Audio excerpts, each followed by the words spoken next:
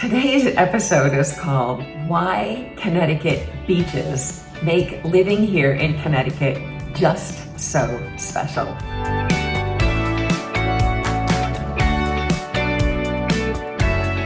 Hi, I'm Beth Rasso. Welcome. And yes, we are not Southern California, which is actually where I grew up, but we are in Connecticut, this northeastern little state of the United States, and we have tremendous beaches here. So let's get to it. If you were wondering about living in Connecticut and there are beaches, so you could actually, for 3 months maybe of the year, enjoy the beaches, and I'm talking about laying out in the sun. And then after that, all of the lifestyle things that you think about with living by the beach, which means sunsets, sunrises, the start of a new day, the putting one to rest. Well, let's check this out. I'm sure you're going to learn a lot and enjoy it. Our coastline actually maybe should be something that you think about when you're thinking about living in Connecticut. Beaches aren't always the first thing to come to mind, but we do have along the Long Island Sound a beautiful stretch of shoreline that's filled with gorgeous beaches, vibrant coastal communities, and a lifestyle that's hard to replicate anywhere along the Northeast. So today I'm going to walk you through 3 of Connecticut's standout beach state parks. Plus, I'll give you a deeper look into what beach life really looks like and means here in Fairfield County and in New Haven County. So the first thing that we're going to talk about is Hammonasset Beach State Park.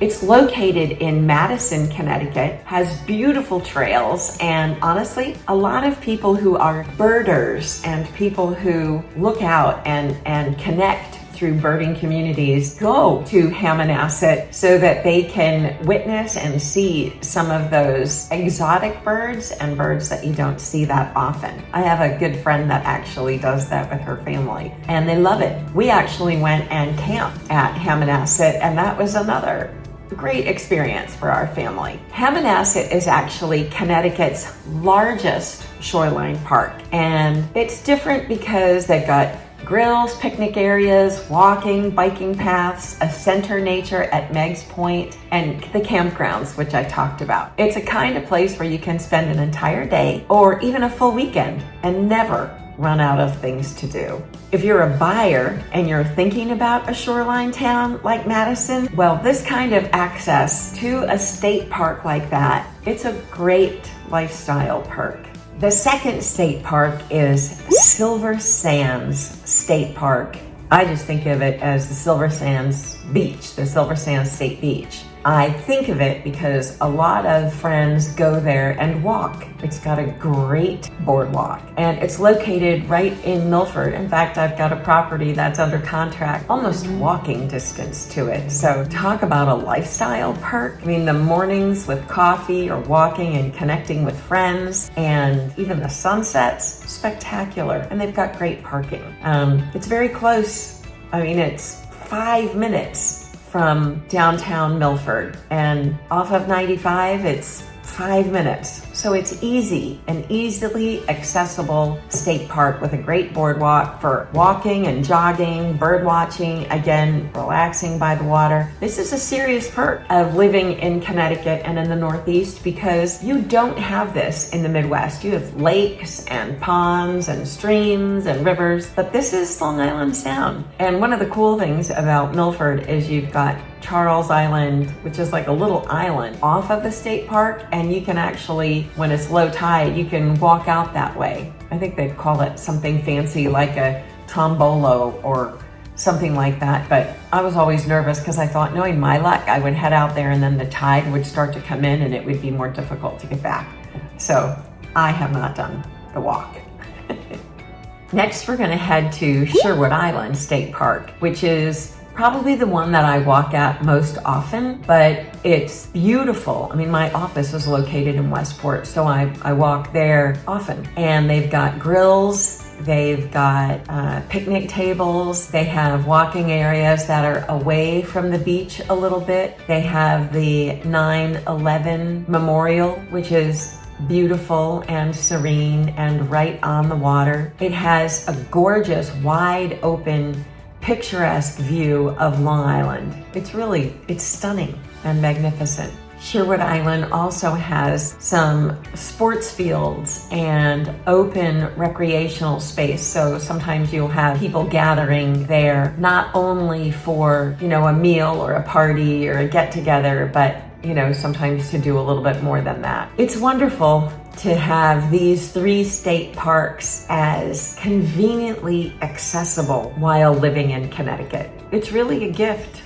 So now let's break it down even a little bit further, because almost every coastal town in Connecticut has its own town-owned private or semi-private beach. A lot of people don't know this until they actually get here, buy here, and live here. And then they recognize I call it a lifestyle perk or a benefit or something amazing, like a secret sauce to actually owning your home. So I'm going to talk about a couple of the communities. You've got Fairfield, Norwalk, Westport, Greenwich, and Branford in New Haven County. These beaches, so in these communities, they often require a resident pass, which keeps them a little bit less crowded and more community focused. The amenities for these, honestly, they're impressive. You will commonly find in these beaches, you're gonna find grills and picnic tables, volleyball courts, pickleball courts, tremendous playgrounds for kids, even accessible ones. So if you happen to have a child that has some special needs, they very probably have recognized and created adaptable playgrounds. I know that in Fairfield, we're actually working on that right now. So we've got kayaking and paddleboarding access and sometimes lessons, sailing programs and lessons that are available in some of the communities. So remember, when you're thinking about buying in a shoreline or a coastline community, you're not just buying a home, you are actually gaining access to those beach areas and the fun, I think, that they might provide for you. So to wrap up on the private beach clubs, you through the season, you've got a high season for summer. And again, not like in California where we have beach weather during 9 months of the year, but we have beach weather probably in 3, maybe 4 months of the year. But having a beach club community could almost be like an extension of home, like going there to meet friends or meet children and their friends, and then their families, by extension, become good friends of yours. That's always, for a lot of families, how that happens. If you have children, your children become friends, and then through the children doing things, you realize that as parents, we're all pretty similar. So the beach access matters most from a real estate perspective because things are interesting. Whether it's a state park, whether it's a town beach, or a private club, real tangible value is added to your property.